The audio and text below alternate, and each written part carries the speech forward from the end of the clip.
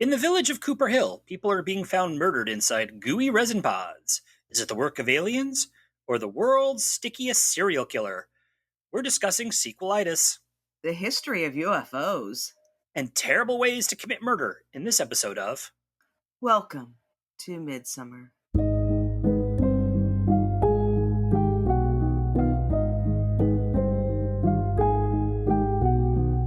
Hello and welcome to Midsomer, the podcast where we dissect all the mysteries, the murders, and the many weird things about the long-running hit TV show Midsomer Murders. I'm your host, Eric Buscher, and with me as always is my co-host, Eileen Becker. Hey, Eileen. Hey, Eric. I apologize for my raspy voice. I finally got COVID. Yay! Oh wait, no, we don't celebrate that. That's bad. No, we don't celebrate that. So, you had a good run. I'm still feeling fine, but I just have a little bit of a raspy voice here. But today we're talking about the incident at Cooper Hill, the second episode of the 18th series.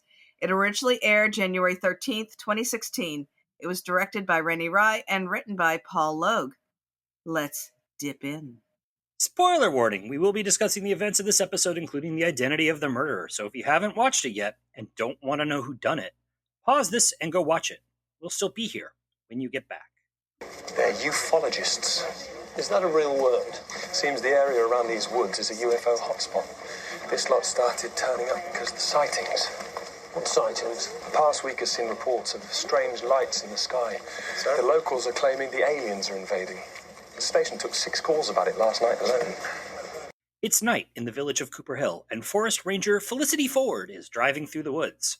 A bright light in the sky causes her to get out of the car, where she hears strange noises and gusts of wind. She rushes back to her car, and that's the last we see of her alive, and not covered in goo. The next day, DCI John Barnaby arrives at the scene. D.I. Nelson informs him Ford's vehicle was found abandoned with the engine running, the lights on, and Ford's boot on the ground. The area is apparently well known by local ufologists as a UFO sighting hotspot. There were 6 calls alone the night of Ford's disappearance. But the mystery of where Ford is quickly solved when searchers find a weird black sack filled with some kind of black substance and Ford's body.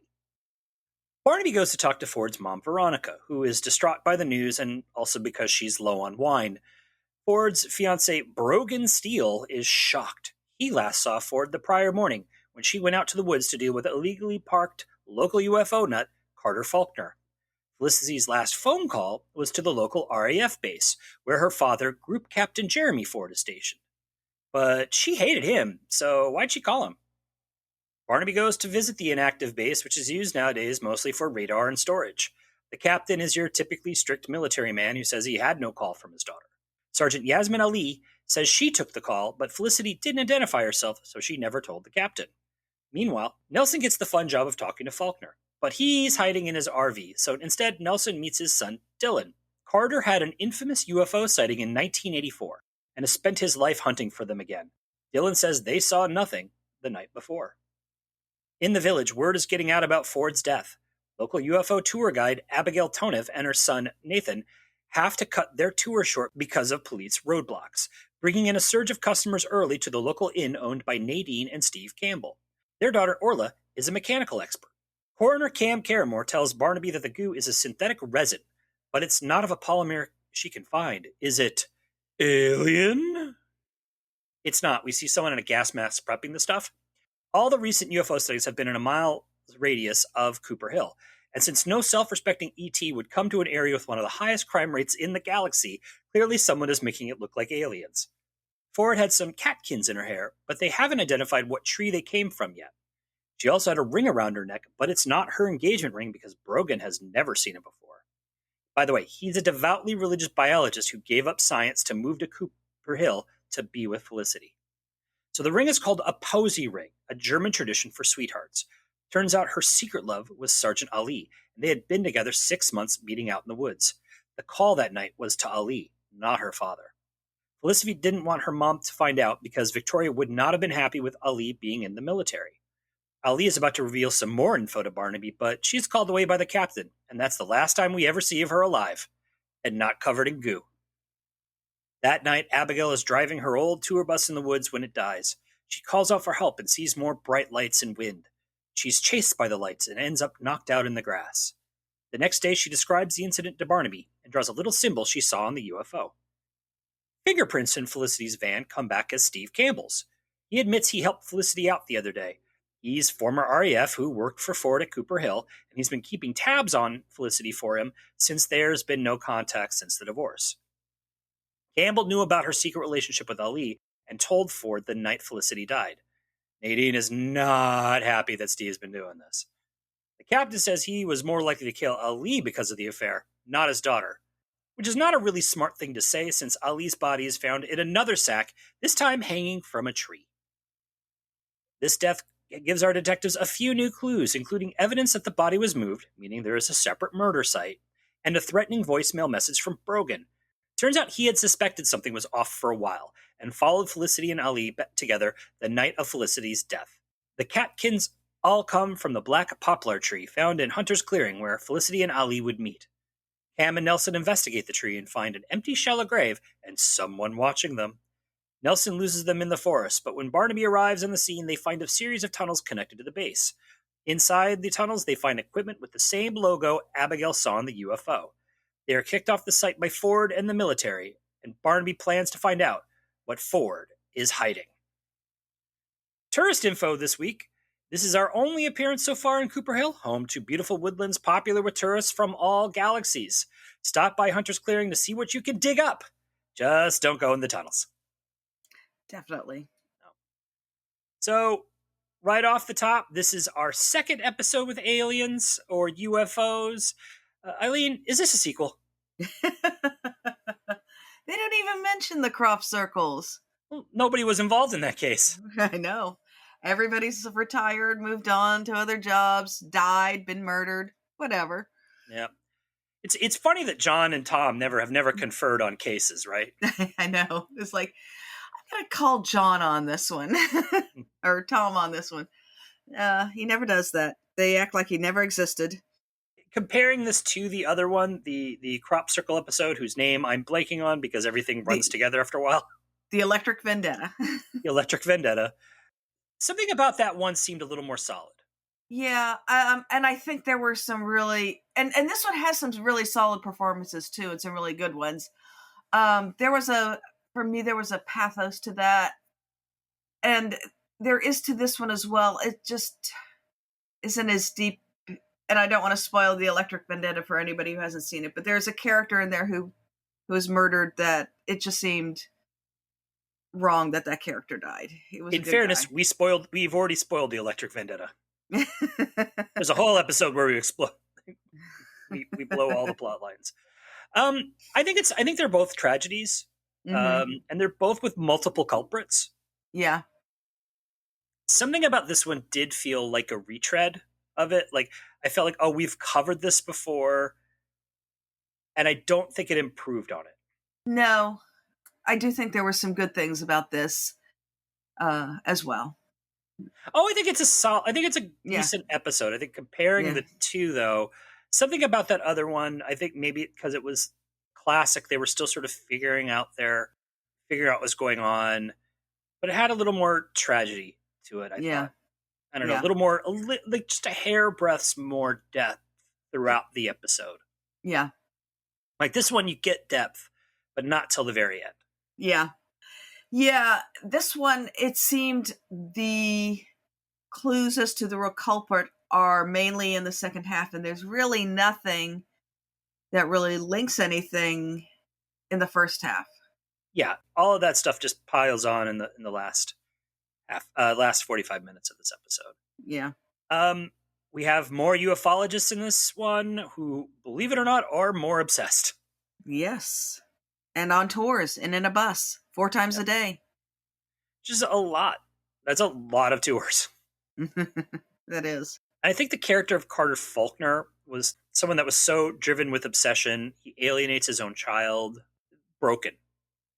Like in a way that like Lloyd in the Electric Vendetta doesn't feel broke. He's obsessed, but he's not broken. And Carter feels broken.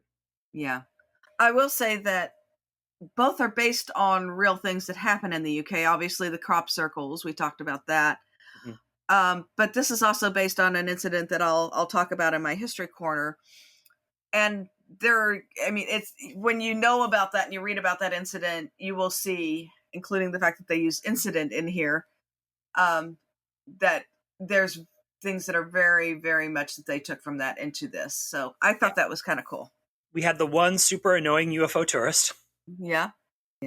Who finds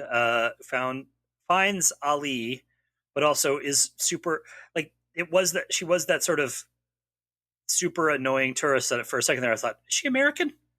I thought that was just like a funny little, yeah, of course there's going to be someone super annoying. There always is when you're talking about tourists. Yeah. Don't be annoying, tourist. One thing I would say that this is an improvement on from the Electric Vendetta. There is so much less naked man butt. So much less. You call it improvement. I may disagree.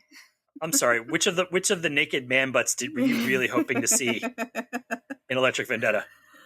Well, maybe not in that one. Yeah.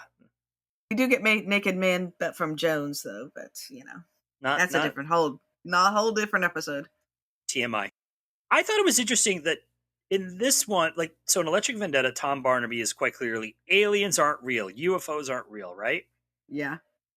John, he never outright comes out and says UFOs are bunk. No, but he does say that he's when asked if they can eliminate aliens, he said, "I never included them." True, but he also just kind of goes, "I don't believe intelligent beings from outer space would come all this way to come to Cooper Hill." He just never comes out and says these are all crazy. Like when he sits down and talks with Carter, right? Yeah. He does it with great empathy. Yeah. And not from any kind of superior standpoint.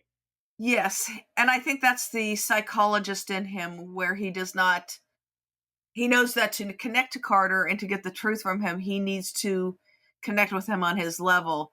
And that's something he did very well with younger people, but with adults who are a little on the wacky side, he kind of always had that you're a little on the wacky side element to his discussion with them. Yeah. So I think it kind of comes to, we talked a little bit about this recently when we were talking about Gavin Troy, but this episode does feature a lesbian couple who we never actually see together. Yeah. It's one of the few instances up to this point where a lesbian couple on Midsomer were not the murderers. Yeah. But they did both end up getting murdered, which was a frequent thing that, for a good long while in Midsomer, that happened to anyone who was to the characters that were gay or lesbian. Mm-hmm. Yeah, they did go to the evil lesbian trope a few too many times, I felt. And it was always maybe an unrequited thing or something that had gone bad. This was a new relationship that the characters were obviously very much in love, but we never see that. And I think that part lacks in this. I think if we had even seen a bit of a flashback to them together, that would have been nice. Yeah, there was a real problem for a long time with Midsomer about queer representation. You don't have to really do a deep dive into the internet to find people who have had issues with it. Former executive producer Brian Trume, who had said very problematic things about people of representing people of color on Midsomer, also included homosexuality as a reason for murder, which it's not great. even if you want to look at this as something that's 25, the show is started in the 90s. People have pointed out that it originally was airing on ITV or whatnot, and kind of the British equivalent of of CBS here. Yeah. Meaning older demographics, more conservative demographics. It's still not great. Yeah, and we have talked about this, but I have recently been watching some old Murder, She Wrote, which was about a decade earlier than Midsomer Murders. And Midsomer recently had a drag show episode with actual drag queens and kings and trans people. But it was very recent. Murder, She Wrote did have one that was like the third episode of the series back in the 80s, but they never mentioned gay. So it's weird, the weird dichotomy there. Yeah. Yeah, but also that Murder, She Wrote episode, and not to turn this into a Murder, She Wrote podcast, I watched that one fairly recently too, and the character that's dressing in drag is also very clearly heterosexual and engaged to one of many Jessica's cousins, who really should stop inviting her places. Yes. And I will say is that the Midsomer has obviously been trying to make great strides and improvements in the last 10 years since Brian Trume was kind of forced out after making these comments. They've definitely included more characters of color. Cam Caramore was is the only main character of color that's appeared on the show, but they've definitely had a lot more in every episode. And, I think that drag show, while not explicitly calling out anyone's sexuality, it does end on two characters who look like they're two gay men who look like they're going to start on a relationship together. Yeah. And it had a very sweet ending. So they are clearly trying to make improvements. And I think it's going to be interesting to see, British viewers, don't hate us. They have announced that Acorn will start airing the new season of Midsomer at the end of this year, which means that like other regions will get to see these episodes before you will. Poor UK people. Yeah. But I'd be curious to see where they, how they keep kind of growing and expanding. I do think that at some point there's going to be, a changeover in coroner or a changeover in detective. It would be interesting to see Barnaby paired up with someone who wasn't a white man. Or a straight white man. It would be curious to see like how does the interactions change? How does the show change? Yeah. Midsomer has evolved. Yes. It's become less violent, slightly a little more humorous at times. It's evolved over the years, and so it'll be curious to see how this sort of representation changes. I think the key here is there's been less incest and more people of color. I mean, that's a win. Kind of don't really feel like you need to say that, but yeah, that's a win.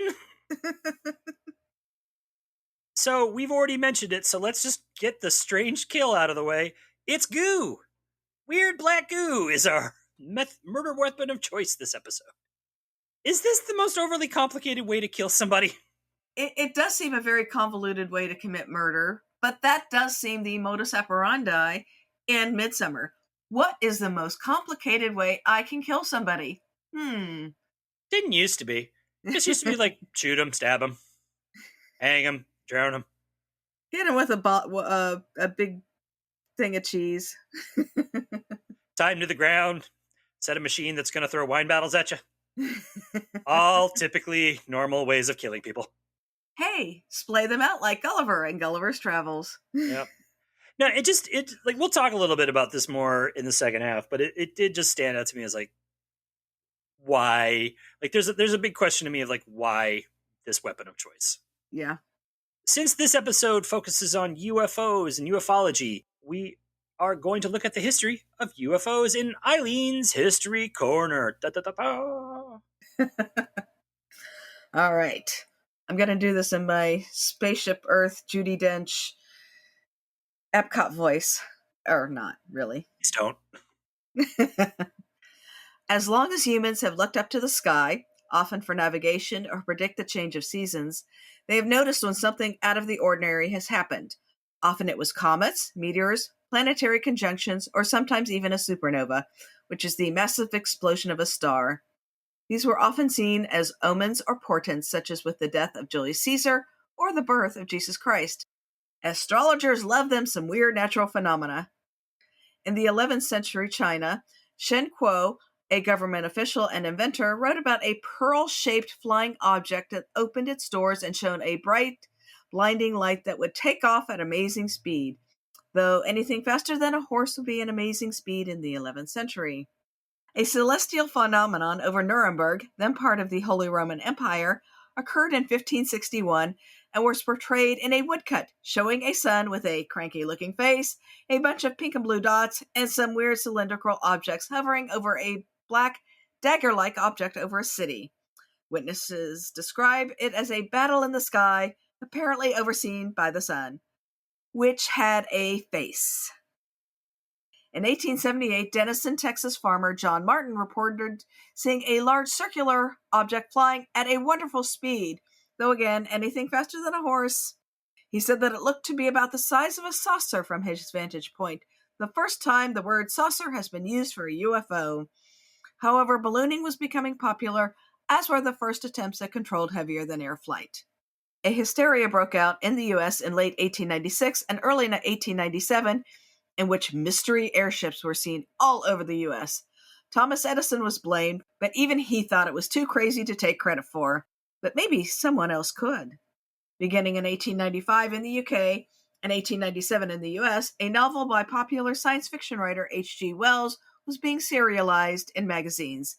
It depicted the invasion of Earth by Martians and was titled The War of the Worlds. Invasion stories were becoming popular in a nation nervous about war, and others had speculated about alien beings coming to Earth, but Wells pulled it all together in one paranoid narrative. As he wrote in the novel, "Yet across the gulf of space, minds that are to our minds as ours are to those of the beasts that perish, intellects vast and cool and unsympathetic, regarded this earth with envious eyes, and slowly and surely drew their plans against us." Well, that would stoke anyone's nightmares. Many other writers wrote about flying saucers and alien spacecraft, and some serious scientists, such as Nikola Tesla, speculated about a future warfare that takes place in the air. During the pulp era of science fiction of the 1920s and 30s, magazines such as Amazing Stories and Weird Tales cranked out stories of flying saucers and little green men, as well as the Anthony M. Red story Ooze, in which a black goo attacks a young couple. On Halloween in 1938, a radio production of The War of the Worlds, directed and narrated by Orson Welles, no relation to H.G., was broadcast on the CBS radio network.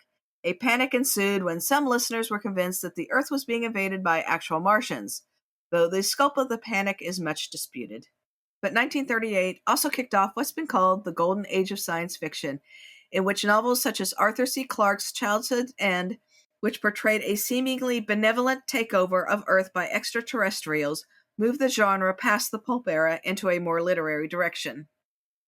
During World War II, pilots reported glowing fireballs that came to be called Foo Fighters. There goes my heroes! With possible explanations of secret enemy aircraft, including rockets or St. Elmo's fire, in which plasma creates an electrical field and has long been reported by sailors. I won't sing the theme to St. Elmo's Fire. Don't. In 1947, however, two incidents happened that sent the UFO craze into overdrive. In June, a civilian pilot reported seeing bat-like aircraft flying in formation at amazing speeds around Mount Rainier. As an aside, Mount Rainier is near Seattle, where aerospace company Boeing was headquartered at the time. There's also an Army air base in the vicinity. A few weeks later, in July, the Roswell incident occurred, in which a supposed alien aircraft was shot down over Roswell, New Mexico. The Roswell Army Airfield initially issued a press release that they had shot down a flying disc, but later said that they had shot down a weather balloon, which, to be fair, was a pretty bogus explanation. In 1994, the Air Force said that it was really a high-altitude spy balloon from Project Mogul. There were also sightings in several other states that summer.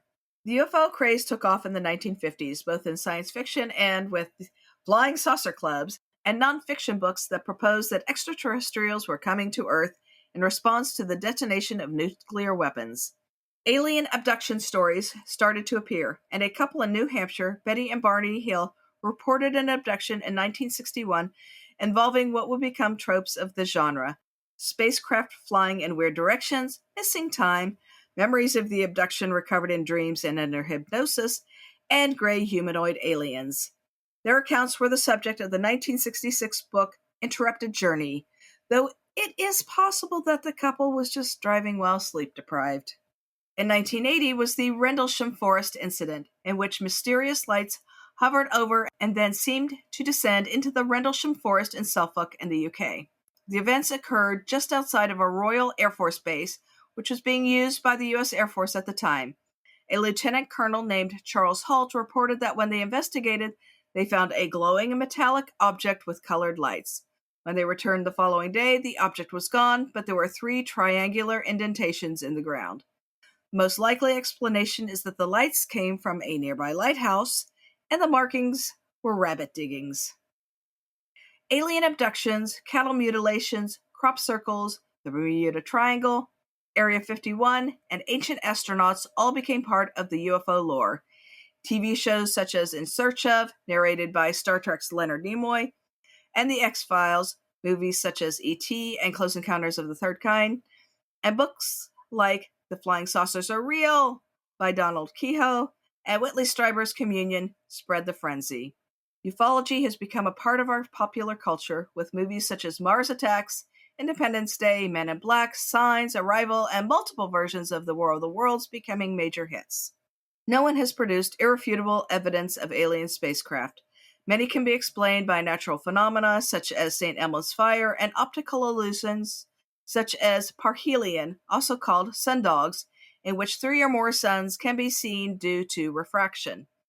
Others are probably top-secret military aircraft, and the CIA isn't about to open those records for all to see. Others are definitely hoaxes, as we discussed with crop circles in our episode on the Electric Vendetta. Others could be ascribed to overactive imaginations, as many are often influenced by pulp science fiction stories. A 2022 study by the RAND Corporation of Unidentified Anomalous Phenomena, as the U.S. government calls them, showed that rural areas have the most UFO sightings, and that they were more likely to occur within 30 kilometers of a military base. Do you believe in aliens? I believe that there is life outside of Earth. I don't believe they visited us. I can see that alien life would have visited us. And I also think they probably popped in, took a look around, and went, nope, and flew back away, as they should have. I also think that if Roswell was real, or if the U.S. government had real evidence about aliens, I feel fairly certain Donald Trump would have announced this at a rally by now. Oh, yeah. I mean, it's one of those things he would just like litter all these accomplishments. Like, I found proof that there was aliens. That guy had no filter. So yeah, which is why I don't think anybody would have shown him any evidence if there were any. that's true. You know, we had the incident this year where a so-called government whistleblower went in front of Congress to say that the government had evidence of UFOs and alien life, none of which have panned out. Mm-hmm. I think we like the idea of it and are terrified of it at the same time. Oh, yeah. There is the Star Trek vision of aliens in which most, other than the Klingons and Romulans and a few others, are mainly benevolent. You know, Vulcans would be, nice to come and visit us as they did in Star Trek First Contact. But, we look at the skies and there's a vastness out there and it's scary.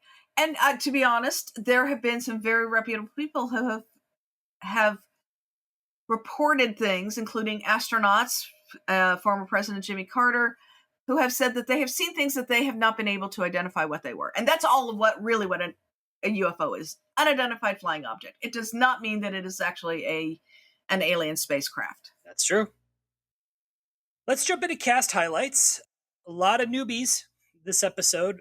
First up, Stephen Toussaint played spy in the House of Ford Victor Campbell. He grew up in New Cross in South London and discovered acting when he played a centurion in a nativity play at school.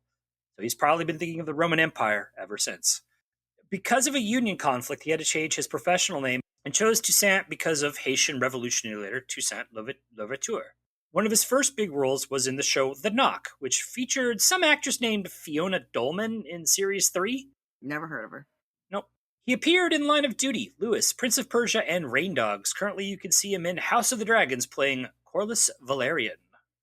Michelle Collins played false witness Nadine Campbell. She seemed like one of those kids who knew what she wanted to be at a young age, considering she started training as an actress at the age of 14 at the Cockpit Youth Theater. After appearing in the video for Squeeze's Cool for Cats and in the shows Running Wild and Bergerac, she scored her first major role, the villainous Cindy Beale on the show EastEnders. She played that role for 10 years. In 2010, she took on the role of Stella Price on EastEnders' main competition, Coronation Street, eventually leaving that show in 2014. In this year of our Lord 2023, she returned to the role of Cindy on EastEnders, bringing that character back from the dead. She's also appeared in Family Ties, Full House, Baywatch, Doctor Who, and Casualty. Now, Tanya Fear was mechanical wonderkind Orla Campbell. Her first on-screen work was in the unaired pilot of The Fades. She went on to appear in Doctor Who, Kick-Ass 2, and DCI Banks. Now, in April 2021, Fear, whose mother is from Zimbabwe, announced she would be changing her professional name to the traditional Zimbabwe Tenyeradzwa. That September, Fear was reported missing in Los Angeles for several days. She was eventually found, and later on she said she had been experiencing some mental health issues, which might have contributed to her decision to leave the film and television business in 2022, saying that she had not been offered a single role since 2018. Now, there are reports that she's been doing stand-up comedy in LA, but there's no information currently on the interwebs. We hope she is doing well, and I wanted to say I really liked her in this episode. I liked her, especially at the end when she's doing the police interview. I thought she was very good. I enjoyed her very much too, and we send her our best. Steve Oram was terrible with cars, Nathan Tonev. Now, Oram started as a comedian who performed at places like the Edinburgh Fringe with his comedy partner, Tom Wooten. He also has a long working friendship with the comedian Alice Lowe. Now, Oram and Lowe co-wrote and co-starred in the acclaimed horror comedy film Sightseers. And Oram went on to direct the horror comedy film Ah! That is how it's spelled. Mhm. In that film, all the actors speak only in ape-like grunts. Now, he's appeared in things like The Mighty Boosh, Paddington, Human Fury, and The World's End. Most recently, he's had a recurring role in D.I. Ray. Sean Weber played grieving lush Veronica Ford. Born in London, she is best known for her recurring role as Richie Scott on the long-running soap EastEnders. She's been appearing on that show since 2005. She also had a regular role on the show Howard's Way and appeared in Pie in the Sky, Highlander the series, Venom, Let There Be Carnage, The Bill, Casualty, and Silent Witness. She also works as a professional role-play actor for the London Role Play Company, which provides actors for in-person and video training sessions. Sheena Batessa was Unlucky in Love Sergeant Yasmin Ali. She's an English actor of Indian descent, and her first roles were in Bollywood films, even though she didn't speak Hindi. She's appeared in Ransom, Whitechapel, Shakespeare and Hathaway, The Adventures of Paddington, and Casualty. She recently produced and starred in the short film Kitchen Tales. She was also one of the original cast in The Great Game, which was a collection of short plays detailing the history of Afghanistan and foreign intervention there. This production toured the US, the UK, and was played for the Pentagon. Alistair Austin was Unlucky in Love Brogan Steel. He's an actor and a voiceover artist who trained at the Royal Central School of Speech and Drama. His first film role was in John Boorman's Queen and Country, and he also appeared in an uncredited role in Downton Abbey. He tends to do a lot more professional voiceover work, and according to his website, he's a pretty great guy to work with, if he does say so himself. Winky face. I think he's trying to flirt with me. You would. Lee Armstrong played stupid hat-wearing Dylan Faulkner. He got his start at 17 when he joined the National Youth Theater, followed by training at the East 15 Acting School. Now, his big break was being cast in the lead of the touring company of Warhorse. His Midsomer appearance was only his second on-screen role, and he would go on to be in Endeavour, Dunkirk, Call the Midwife, The Nevers, and The Fence. He's also written, directed, and starred in 2 shorts.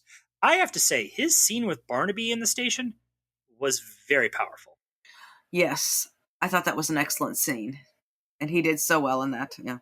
Yeah, his emotion in that scene was powerful. Yeah. Steve Evans was in love with UFO's Carter Faulkner. He didn't get heavy into acting until he was in a pub fight in 1987 and was stabbed multiple times and had his throat cut, putting him on a life support machine. Eventually, he came out of it and began hustling acting gigs while also doing manual labor. He also performed political comedy poetry under the name Adolf Chippan. Marky Smith of the seminal punk group The Fall asked him to start opening for them and then joined the band on bass for a few years before leaving to form his own band, Dr. Freak's Padded Cell, which he described as electronic dance music with political overtones. He starred in the Ken Loach film Looking for Eric, appeared in the film Summer, In the Flesh, Rev, and most recently in the show Brassic. Now, do you notice anything interesting with his name, Steve Evans? It's uh, what is Palindrome. palindrome? Thank you. It is a palindrome. Steve Evans is spelled Evets, so you can spell his name backwards and forwards. I have to say, like, I thought he had a fun role in this, but when he had to be submerged in the goo, Yeah. I felt for the man. Yeah. That's a rough day at work. That is. Yeah. Jenny Dale played the typical UFO tourist Kath Jones. She's a character actress who played Captain on the CBeebies children's show and starred in Jenny's Fitness in 5, which are these short online videos which features her creating elaborate comedy workouts to teach kids the importance of fitness. She also appeared in the most recent Tracy Ullman show. Belinda McGinley was first victim Felicity Ford. She's only got a few IMDb acting credits, including Harry Brown, Silent Witness, and Cobra. But she has quite the resume as a stunt worker and stunt coordinator. She's worked on X-Men First Class as January Jones stunt double, My Week with Marilyn, Prometheus, Skyfall, Gravity, London is Falling, and Paddington 2 as Sally Hawkins swimming stunt double. She's got a huge resume. She's apparently under contract with Warner Brothers, but it looks like if it was shot in the UK and had any kind of stunt work, she's worked on it. Good for her. Now to our return visitors. Pip Torrance was not great group captain Jeremy Ford. He also appeared in the cowboy episode Blood on the Saddle. His full name is Philip Doyley Torrens, and he studied at Drama Studio London. His on-screen debut is in the Rob Lowe classic Oxford Blues. I kid, no one saw that movie. He's had a steady career ever since, appearing in everything from The Remains of the Day and Tomorrow Never Dies to Shackleton and Marple. In the last few years, he's become an in-demand character actor who played Tommy Lascelles in The Crown and Herr Starr in the adaptation of the classic graphic novel series Preacher. Most recently, you will recognize him as Peter Munyon in the show Succession, which you should all watch. We had a number of small, uncredited extras who have made multiple appearances on Midsomer. As usual, they do the hard work of making sure this world seemed real, so we give a shout out to Bern Kalako as an RAF sergeant, Atul Sharma as a UFO enthusiast, Sean Lucas as an alien chaser, and Sean Noonan as a ufologist. Someone was really working hard on these character descriptions. And of course, Mayor of Midsomer Chris Wilson appears in this episode. I believe he's the police officer who gives the perfect reaction shot to Barnaby cutting open the pod in the beginning. His face just says nope. Now our village star this time goes to Alison Steadman for playing Mother with a Secret, Abigail Tonev. Born in Liverpool in 1946, she trained at East 15 Acting School, where she met her future collaborator and husband, Mike Lee. She got her professional start in 1968 in a production of The Prime of Miss Jean Brodie. She gained acclaim for the role of Beverly in Lee's play and subsequent film, Abigail's Party, and won an Olivier Award for the rise and fall of Little Voice. On screen, she appeared in a number of Lee projects, including Life is Sweet, Secrets and Lies, and Topsy Turvy, before they divorced in 2001. She worked with John Cleese in the film Clockwise and the TV show Hold the Sunset. In 2007, she co-starred in the hit show Gavin and Stacey, playing Gavin's mom, Pam. Fun fact, in 1974, she appeared in a televised play called Girl on the BBC series Second City First. In that role, she took part in the first lesbian kiss on British television with Myra Francis. Oh, and her current partner is the actor Michael Elwyn, who appeared in the Series 9 Midsomer episode, The House in the Woods. I thought she was great in this. The first half, she's basically comic relief. Mm-hmm. And by the end of the episode, though, she is the tragic heart of this episode. Oh, yeah. She does this turn in this role from that's just so wonderful. And she plays it perfectly. She really does. All right, we're going to take a break here, and we're going to come back with the second half of The Incident of Cooper Hill. And we're back. Let's get to the second half of The Incident at Cooper Hill. What the hell do you think you're doing? That aircraft is the property of the Ministry of Defence. Stand your men down immediately. I'm not prepared to do that. Your jurisdiction ends at this fence here. This wood is mine, and you're trespassing on my crime scene. It's no time for point scoring, Barnaby. You don't know what you're meddling with. Enlighten me, then. It's not something I can talk about. My officers will escort you and your men off this site. We don't need an escort. I insist. Cam and the lab techs, and by which that we mean probably just Cam, figure out that the grave was dug 20 to 30 years previously, but was excavated in the last week. They find evidence that inside the grave was Eric Tonev, Abigail's husband and Nathan's dad, who went missing in 1984. They thought he had just run out on them. Tonev had been the chief engineer at the RAF base and was accused of selling secrets to the Russians. Captain Ford was going to arrest him for treason the night of his disappearance. But if Tonev was dead, then someone murdered him. Maybe Ford? Or Special Services? Barnaby meets up with Carter Faulkner and shows him the logo he found, hinting that the ship was actually military. Carter, bless him, takes this to mean the ship he saw in 1984 was captured by the government, and now he has to tell the aliens to stay away for their own good. That night, he climbs to the top of his camper, witnesses a UFO that is clearly some kind of hovercraft, but he experiences joy like he hasn't felt in years, until the craft flies away and crashes in a huge explosion. He climbs down to check it out, but he is hit in the back of the head and dumped into the goo. Well, at least he died happy. Barnaby checks out the body with Cam, who told him this one was more of a rush job. Tracks show that the killer is using a van to transport the resin, a sort of mobile murder site. Nelson checks out the crash, and he learns the UFO is indeed some kind of military hovercraft with parts that are decades old, except for a brand new thermal imaging system. Ford and his men show up to claim the ship, but Barnaby tells him that this time Ford is out of his jurisdiction. He can go kick rocks. Abigail tells Barnaby that she knew about the allegations, but didn't believe them, instead implying they were trumped up by Ford, jealous over the funding of the Omega-4 project, which Nathan explains that the Omega-4 project was an experimental drone program his dad created that got shelved, but is shocked to hear about the treason allegations. Looking at the wreckage, Nelson recognizes a part that he had seen Orla Campbell handling the previous day. He talks to Orla, who takes him to Dylan Faulkner, and here's the first reveal. Dylan had found the tunnels a while ago, and upon exploring them, found the drone. He recognized it instantly as the ship his father had been describing for decades. Rather than revealing the truth and destroying his dad's life's work, he decides to rebuild it with the help of Orla and fly it around, generating new sightings. Carter was dying from cancer, and Dylan thought this was a good way to give him closure. But the day of his death, Carter raged at his son, so Dylan decided to show him the ship up close and personal. He didn't know his father would be murdered, though, and hopes his dad died a happy believer. Orla was helping him because her family had been pushing for her to go to college, while she just wanted to break out of everyone's expectations. Neither of them know about the resin, so they are not the killers.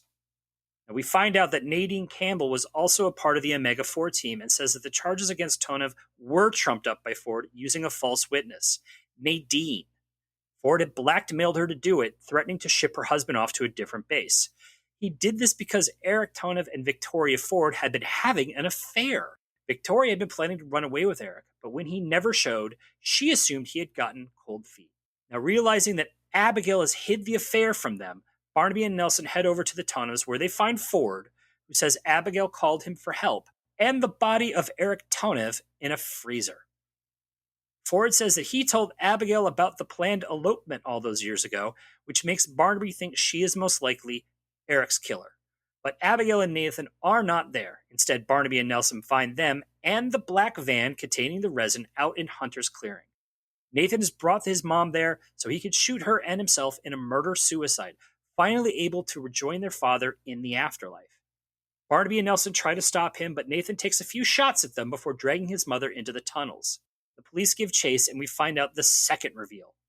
Nathan had known since he was a child that his mother had killed his father.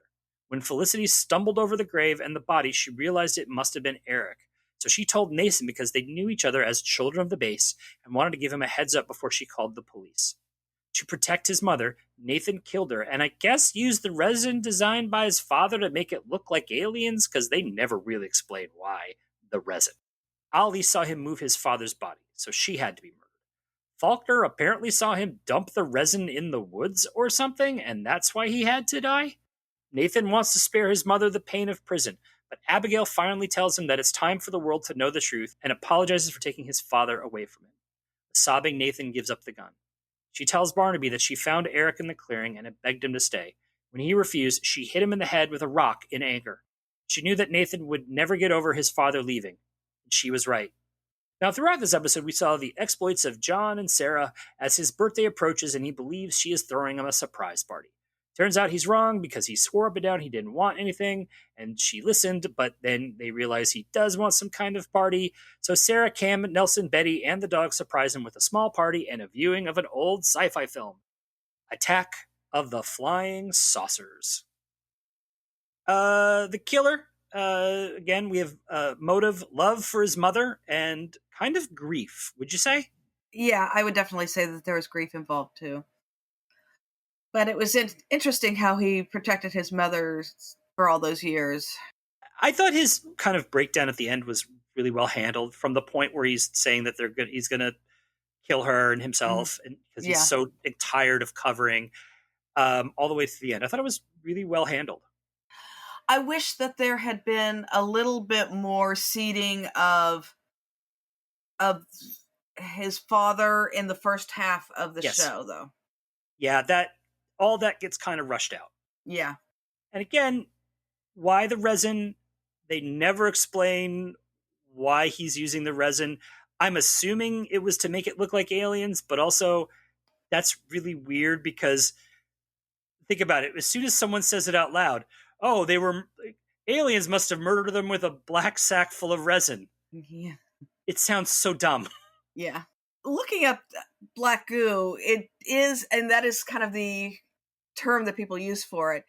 It does have kind of a long history in science fiction. Obviously, that story I mentioned from Weird Tales called Ooze, but also in the Alien franchise, there's especially in Prometheus and the sequel to that, which I never saw, and to be honest, I kind of removed Prometheus from my brain. But it's a substance that kills or causes mutations. And then there's the black oil on X-Files, which is the first thing I thought about because it comes up several times in that series, which turns out to be an alien virus that, shows up in the eyes and they kind of turn all black and you know that they're infected. I think it was used because it has this history of alien relations in these stories, but it also sounds plausibly military. Yeah, but also he had a gun. Yeah, well. He had a gun. Clearly with enough bullets that he could just fire willy-nilly, because that was a 6-shooter. Yeah. Also the fact that he was driving around, right, in a van with this stuff in the back. Yeah. That not only must have smelled terrible, but was so toxic to be breathing around, he had to wear a full, black suiting mask. How did he drive? And he was the only one who did, because none of the other people were masked up. I mean, Barnaby was just moving his hands around in the goop. Yeah, it was just like, why? Also, how did he get Ali hanging from a tree? Because it didn't seem like those sacks were so firm that they could stand the weight of her hanging, And those are interesting sacks because they weren't your typical just, run-of-the-mill trash bags. Those were a little form-fitting. Yeah. It just seemed like they're also they're easy enough to be cut open with a pocket knife. Yeah. So I was just like, wait, how did he get that hanging from a tree in the first place? Yeah. And why? Yeah. Again, maybe to make it look like aliens, but they never actually say. Yeah. Also, his reasoning for killing Faulkner is because he says Faulkner saw him dumping the resin. When? Yeah. It sounds like there was a cut scene or something. I would have liked to have seen that scene because I think it would have tied things together better. I feel like what he means is that when Faulkner took that photo of the hovercraft, Mm-hmm. maybe he accidentally took a photo of the guy with the resin. That's the only thing I could think of, because it's like he Yeah. maybe thought Faulkner was looking at him, and I'm like, did you not see the hovercraft? Yeah. There was clearly some stuff they just like. There's like, no one needs to know this. Just keep moving. Just keep moving. We wasted a lot of time in that first half. Just keep moving. I think the thing that narrowed it in, that was Nathan, was he seemed to know an awful lot about his dad's project. Yeah. Yeah. Probably more so than he should have if the guy Exactly. was like doing all this top secret stuff. You don't really talk about that over the dinner table. I mean, my dad worked for IBM and he didn't even talk about that stuff over the dinner table. And that was just, typewriters. Yeah. It just was like, well, he seems to know an awful lot about his dad's work, so maybe he knows about resin. Also, guns are so rare on this show. Were you shocked when he started firing? Especially in an indoor environment. We do see them when people are out hunting and stuff, but that has a different feel to it. When he's like, especially in the tunnels, it seemed to rebound very loudly. Well, not only that, someone's shooting at Barnaby and Nelson, which happened in the Ballad of Midsomer County. They also get shot at. Yeah, which is rare. Maybe Nelson maybe Nelson was like, "Can I get shot at more?" It's a fetish. Yes. So, what do you think of them Fords? It's interesting. He's obviously the very strict military man. She wanted probably a different life. She probably thought it was going to be more exotic, where you would get to go to all these places, when you're traveling in the military. And that really tends not to be how it is very much. You're a base wife, you're mainly on the base. No romance in being an RAF wife. Yeah, that was a lovely phrase. As was Children of the Base. Children of the Base was also a lovely phrase. Yeah. I found the Fords to be a little one note. The dad basically was military, just one note military guy. The mom was one note grieving woman, bitter woman. And they all had interesting, like the mom had that unmentioned alcoholism. Yeah. Which gets referenced once, and Barnaby notices like the crate of wine bottles and stuff. Mm-hmm. And she's always got a drink in her hand. Yeah. One thing I did like was when Ford is confronting Barnaby about having to tell Ali's family. He says he has to tell another mother that a mother that their child was dead. I thought that was a very effective scene, and I thought Torrance did a really nice job with kind of a suppressed anger with that. Pip Torrance is a great actor. Yeah. He's a solid character actor. I just don't think he got really a ton to do in this episode. Yeah. One question I had about the divorce, right? Mm-hmm. When did that happen? I don't know. It's because the 80s were a long time ago. Right. As we know. And we're supposed to believe the daughter hasn't spoken to her dad in 30 years. Because she didn't look that much older than... She looked like she was in her early 30s. Yeah. I do want to know how Victoria and Eric were going to elope if they were both married. Yeah, they couldn't really elope. And it seemed kind of bad for this guy just to leave his son. Yeah. Yeah. But she was going to leave her daughter. Yeah. Yeah. So, a lot of selfishness. Yeah. Detective work.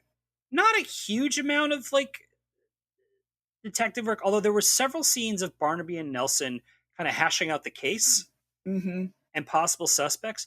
I really enjoyed those scenes for some reason. Yeah, I liked the back and forth that they were having, which we don't always get. Yeah. Or it's often played as very jokey, or the guy's kind of a dumb sergeant. I thought it was played off very well this time. Yeah, because I think it made him seem as almost equals. Yeah. Which is something that rarely happens with Barnaby and his sidekick. He always has to be a little bit smarter, a little talks down to a little bit, they love to throw their weight around. Mm-hmm. But in those scenes, they seemed equal, like partners, and I liked that. Yeah. I also really liked when Barnaby got in Ford's face at the Mm. the site of the crash. Mm-hmm. He's like, "No, this is my jurisdiction." I don't believe for a second Barnaby could have gotten away with kicking the military out. Actually, it's interesting because jurisdiction is very, very specific in these kinds of cases. So yeah, Barnaby could have kicked him out, and the guy could have kicked Barnaby out of those tunnels. I'm pretty sure the RAF has like he would have one of these things is like, no, I have RAF clearance. This is blah, like this is my area, blah blah blah. It was a funny sort of one-upmanship Mm-hmm. for the episode. I was like, not a chance in hell. Corner to corner, really more of a love corner, don't you think this time? Yeah, I do like the chemistry between Cam and Nelson. I think Cam and Nelson have like the second best chemistry on the show since only beaten by Jones and Stevens. Yeah, yeah. I think that they play off each other very well. And there are a lot of people who don't like Cam, and I think that a lot of it is that she is a woman who's smart and very capable, and she's not afraid to tell when she knows something, which in a man would be more than acceptable, but when a woman does it, she's kind of showing off and thinking she's smarter than everybody. I always liked Cam. Yeah, I did too. I wish we'd had a little bit more time with her, though I adore Fleur too. I thought that was funny that their bonding sequence was both of them quoting Greek mythology. I was like, nerds. That might be my bonding sequence too. So you basically want naked Jones, but that's quoting Greek mythology to you. And going to a Shakespeare play, yeah. Checks out. Let's go into the home life, the continuing Barnaby birthday misadventures. Yeah. I thought it was a little forced. It felt weird. It was so, like, you had the swerve within a swerve. Like, it felt like it just felt so obvious where we were going to end up. Like, first you see her, like, John's like, I don't want anything. She's like, okay. And then you hear her planning something, and he's like, oh, they're planning a party. And I'm going, no, it's going to turn out to be something else. Yeah. But then he's going to be like all disappointed, and then they're going to actually have a party for him. Yeah. A buffet at 10. And we don't know if it's 10 a.m. or 10 p.m., but a 10 p.m. party is way too late. And a 10 a.m. party sounds, or that's when they should be there. That sounds very work related. Yes. Also, although, 10 a.m. brunch party, that could work. And of course, John doesn't want something until he wants it. Yeah. What a guy. Yeah. Such a guy move. Yeah. Yeah. So his party is Sarah, Nelson, and Cam. She mentions friends, but we never or Have we ever seen him with friends? We haven't, no. And he obviously doesn't want to be with them, yeah. I think we just assume he's antisocial. Yeah. Yeah. He doesn't seem to like people. I think he has a small circle of people that he knows and he trusts.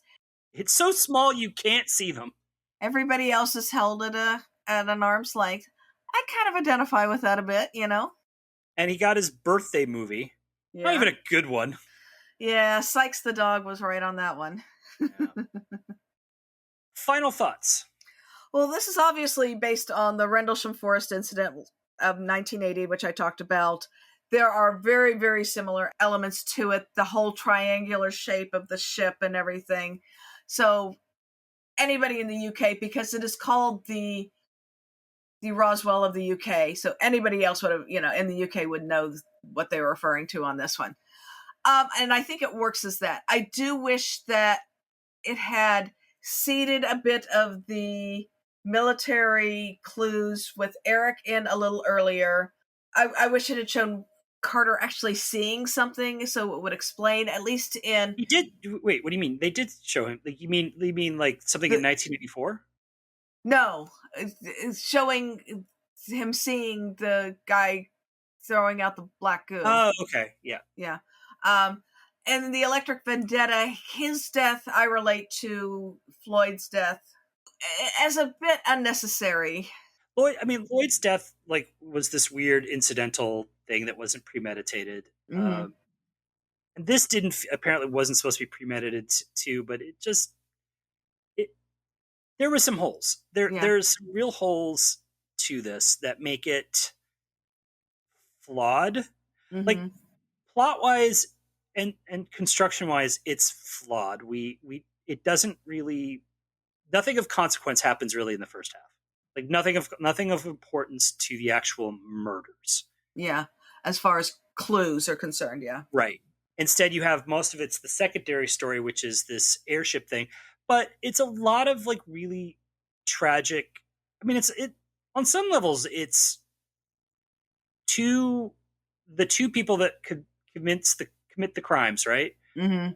Dylan and Nathan are both people who have kind of very tragic relationships with their father and their mother. Yeah. With their parents. Nathan is forever kind of destroyed by the loss of his father and is forced to always protect his mother. Yeah. Whereas Dylan is no idea where his mom went, but looking at how Carter behaved, it's clear that he has this really conflicted relationship with his dad. I think there's a lot to really like with this episode. And I think overall it's a good episode.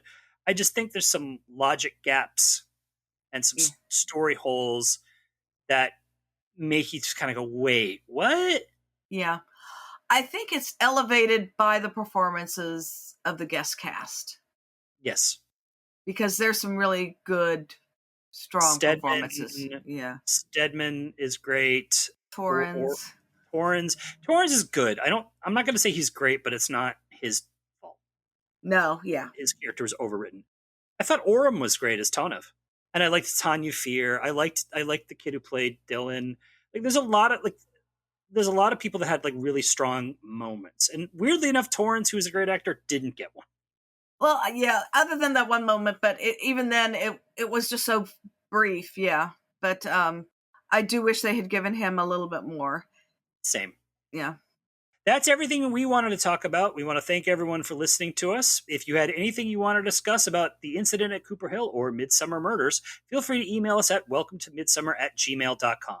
If you want us to use the email in the show, just say so in your email. We're also Welcome to Midsomer on Facebook and Instagram and Threads. We are Welcome to Midsomer on YouTube, where we are uploading our old episodes. Please follow us in all these places. I just want to say we did receive a really nice letter this week from Ellen. Thank you, Ellen. You didn't say we could use your email in it, so we can't really read it on the air, but we got it. Thank you so much for giving you a shout out on the air. Reminder, send us your favorite Midsomer episodes to tell us how you got into the show. We are still trying to collect these for the anniversary show. We have plenty of room for people to share your Midsomer reminiscences. So please email us at welcometomidsomer@gmail.com with that stuff. If you liked what you heard, please consider subscribing to us or rating and reviewing us on iTunes, which really helps people find the show. Tell all your friends about us. We will be back soon with another episode. We hope you will join us again. And as we take the road out of Midsomer, we want to thank everyone for listening and remind you that in Midsomer, chasing aliens can be murder. And usually is. Welcome to Midsomer is produced by Eric Buscher and Eileen Becker. All clips in this podcast are used in compliance with the U.S. Copyrights Act fair use exception for criticism and commentary. Our logo and podcast art was designed by Smeedrai. Our theme music is by the infamous Space.